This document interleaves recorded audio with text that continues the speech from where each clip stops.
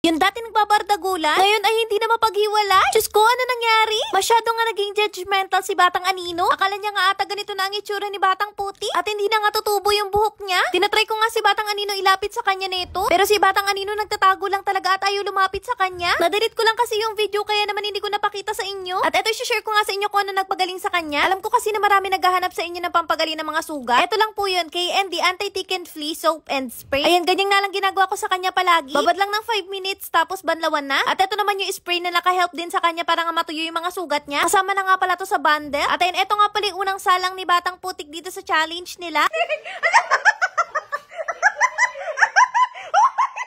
At ayun, ito nga palang challenge nito ay box made na talaga naman nakakuha ng 2.5 million views. At ay nilalagay ko sa comment section para nga mapanood nyo to. Ito nga ang Ate Kisses talaga namang hindi natapos. Samantalang si Batang Anino akala mo naka-fast forward. Grabe, sobrang hyper niya nga talaga ng time na to. At mukhang nakapag-practice. Kaya naman napakabilis niya lang talaga natapos. At heto na nga ang bagong kalaban. Medyo kalbo pa nga si Batang Putik neto. At ayun, sinalang na nga silang lahat dito. Nagulat na lang kami sa ginawa ni Batang Anino. Abay, kaya naman pala napadaan siya dito sa may gilid. Kasi nanginginig talaga siya kapag nakita niya nga si Batang Putik. Ayon-ayon niya talaga nakikita sila. Kaya pala napa-shortcut si Batang Anino. Ay sus, ito talagang batang ito. Ayon-ayon niya talaga kay Batang Putik. Kaya naman ang pagpasok nga ni Batang Putik dito, eto na nga yung nangyari. Naku, curious nga siya kung bakit nga daw may buhok na. Nung pagkakita niya nga sa kanya noong nakaraan, wala pa daw siyang buhok at maraming sugat. Chine-check nga niya maigi kung may natira pa daw kuto. At eto na nga, pagkatanggal ko nga ng e-collar ni Batang Putik, bigla na lang sila nag-away. Talagang nagre-wrestling talaga itong dalawa. Si Rocky Boy nga, tinatry niya pang pigilan si Batang Putik. Pero ayaw talaga nilang tumigil mag-awa. At ayun na, medyo patagal ng patagal, nagugulat na lang kami sa ginagawa ni Batang Putik. Tingnan niyo naman, habang kumakain kami, nagulat kami, kumain na siya ng spaghetti. At habang patagal na patagal, nagiging mayabang na talaga siya. Parang ganun na nga yung ugali niya kay Dos. At ayun, ngayon nga na may buhok ng si Batang Putik, eto na nga, close na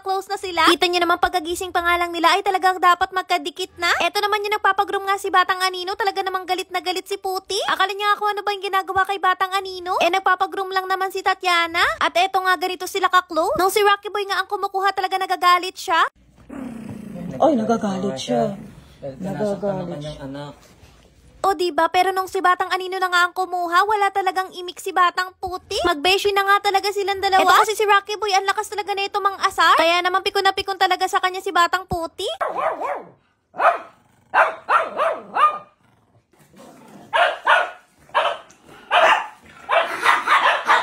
Diba, grabe talaga sila magbardagulan. Pati nga si Dos naguguluhan, kaya naman makikisali na lang din siya. Habang ang Ate Kisses nanonood nga lang sa bardagulan nilang lahat. At ayan, kung nakaabot ka kayo hanggang dito, i-comment nyo naman kung taga saan kayo para malaman namin kung hanggang saan umabot ang video na to. At i-comment nyo na din dyan yung mga pictures ng fur babies nyo na lagi nanonood sa amin. Maraming salamat po sa pananood. Share ko nga sa inyo itong mga products namin. Ito nga pala yung KND Detangling Spray. Gamitin mo to kung madaming buhol yung fur babies mo. I-spray mo lang siya sa may buhol tapos i-brush mo, matatanggal na. Next naman itong pantanggal ng buhok sa tenga. KND Ear Powder. Makakatulong ito para mabilis nga mabunot yung buhok nila sa tenga. Ito kasi yung dahilan kung bakit bumabaho nga yung tenga nila. Kapag natanggal mo na yung buhok, ito naman yung gamitin. KND Ear Cleaning Solution. Ito naman yung magtatanggal ng dumi sa loob ng tenga nila. At tatatanggal din ito yung mabahong amo. Nakakatanggal din ito ng ear mite. At nakakapagpagaling ng mga maliliit na sugat sa tenga. Kung gusto mo order nito, nasa comment section